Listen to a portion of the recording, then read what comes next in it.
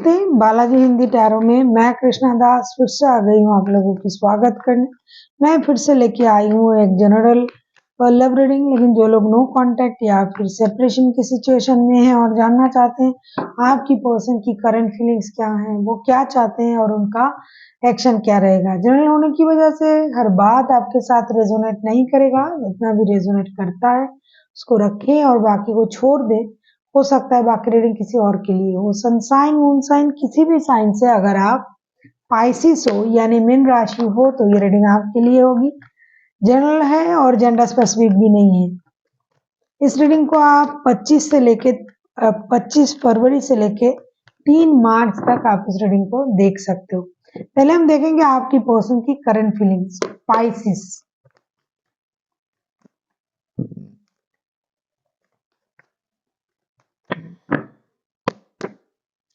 Pisces आपकी person की current feelings.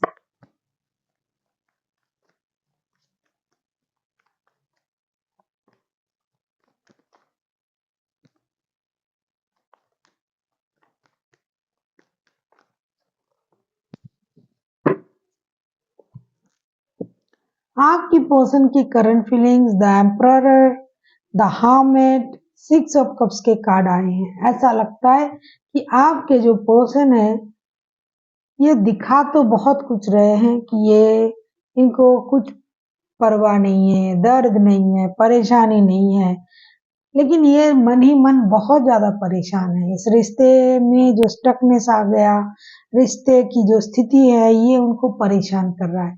लेकिन फिर भी किसी किसी का ऐसा नेचर होता है कि वो कितना भी परेशान हो बाहर के लोगों को नहीं दिखाता है। ये खुश रहने की कोशिश तो कर रहा है लेकिन है नहीं। ये अपने पुराने वक्त का जो भी वक्त आपने साथ गुजारे हैं, जो भी अच्छे पल आपने साथ गुजारे हैं, जो भी प्योर मोमेंट, लविंग मोमेंट आपने साथ गुजारे हैं, वो सारा चीज याद कर रहा है और सोच रहा है कि इतना अच्छा रिश्ता था, सोल कनेक्शन था, इतना पुराना रिश्ता था, ये इतना खराब कैसे हो गया कि नो कांटेक्ट में चला गया या सेपरेशन जोन में चला गया।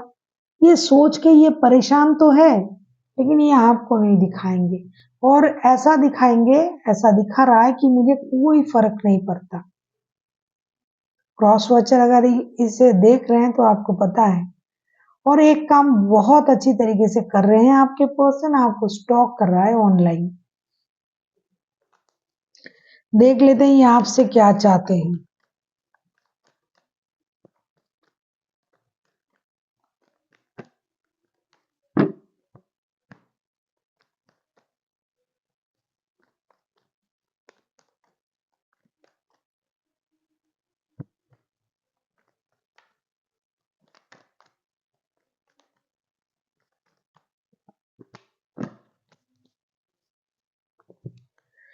Eight of Swords, King of Cups, King of Swords, King of Cups and Ace of Swords, sorry, Eight of Swords, King of Cups and Ace of Swords के card आए हैं। ऐसा लगता है कि आपसे यही उम्मीद कर रहे हैं कि आप भी तो उनको याद कर रहे हो ना मन ही मन, और आप अपना इमोशन भी हाइड कर रहे हो जैसा कि ये कर रहा है। तो आप अपना इमोशन हाइड ना करें, जो भी आपके मन में आ रहा है, जो भी आपको बोलना होगा वो क्लैरिटी के साथ बोलिए। 24/7 जैसे ये आपको याद कर रहे हैं उससे ज्यादा आप याद कर रहे हो उनको, उनको ऐसा लगता है और ये ऐसा उम्मीद कर रहे हैं कि आपको याद भी आ रहा है और आप भी अपना इमोशन हाइड कर रहे हो, क्योंकि चोर चोर को पहचानता है। जो जैसा है सामने वाला उसको उसी तरीके से देखता है, क्योंकि ये आपको स्टॉक कर रहा है और ये आपको याद भी कर रहा है और दिखा भी रहा है कि मुझे कोई फर्क नहीं पड़ता है, मुझे कोई परेशानी नहीं। तो इसीलिए आपको भी वही समझ रहे हैं कि आप अपना इमोशन हाइड कर रहे हो, 24/7 आप इनको याद कर रहे हो। तो आपको एक्शन लेना चाहिए, आपको आगे बढ़ के बात करना चाहिए। जो आप दिखा रहे हो वो ऐसे आप हो नहीं, मतलब आपको दर्द हो रहा है, आप परेशान हो, उनको याद कर रहे हो लेकिन आप दिखा तो बहुत कुछ रहे हो, ऐसा उनको लग रहा है। वो चाहते हैं कि आप क्लैरिटी के साथ अपना इमोशन को ना छुपाते हुए इजहार करें कि आप उनसे प्यार करते हो। आप किसी एरिस के साथ, किसी वर्गो, किसी कैंसर, स्कॉर्पियो, कोई जेमिनी, लिब्रा के साथ डील कर सकते हो। अगर आपको रीडिंग अच्छी लगे चैनल को सब्सक्राइब कर दीजिएगा, लाइक शेयर और कमेंट करना भी ना भूलिए। किसी को पर्सनल रीडिंग चाहिए तो डिस्क्रिप्शन बॉक्स में इसका डिटेल्स है, आप उसे पढ़ के मेरे साथ कांटेक्ट कर सकते हो।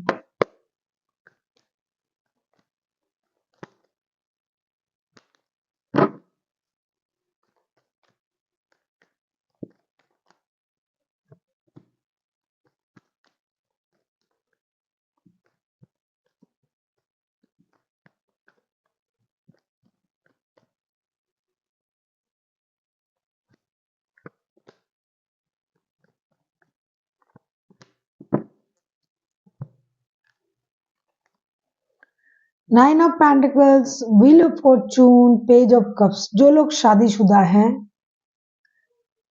ये बंदा या बंदी कुछ दिनों तक रुके रहेंगे, इंतजार करेंगे, क्योंकि लक का साथ मिलने का उनको ऐसा लगता है, लगेगा कि इन्होंने बहुत इन्वेस्ट किया है इस रिश्ते में। सोच, फीलिंग्स, पैसा, इमोशन, टाइम, तो वो उनको लगता है कि अब लक उनका साथ दे देगा कि जो भी इन्होंने इन्वेस्ट किया है उसको रिटर्न मिलने का अभी वक्त है। फिर उनको ये भी लगेगा कि आप खुद चल के आओगे उनके तरफ। लेकिन अगर ऐसा नहीं हुआ, क्योंकि ऐसा होना चाहिए उनके हिसाब से, तो ये खुद आ जाएंगे आपसे दोस्ती का हाथ बढ़ाने, माफी मांगने। अगर ये आपकी बच्चों की माता या पिता है तो डेफिनेटली ये आएंगे।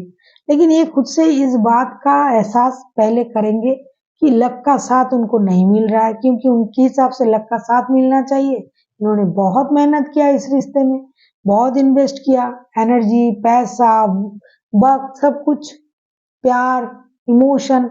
लेकिन अब जो वक्त आया है, अब उनको कुछ करना नहीं पड़ेगा, अपने आप से सारा चीज सही हो जाएगा। लेकिन अगर नहीं होता है तो ये खुद से एक्शन लेंगे, आपकी तरफ आएंगे, दोस्ती का हाथ बढ़ाएंगे, जरूरत पड़े तो माफी भी मांगेंगे। अब हम देखेंगे यूनिवर्स की तरफ से आपके लिए क्या गाइडेंस है। पाइसिस,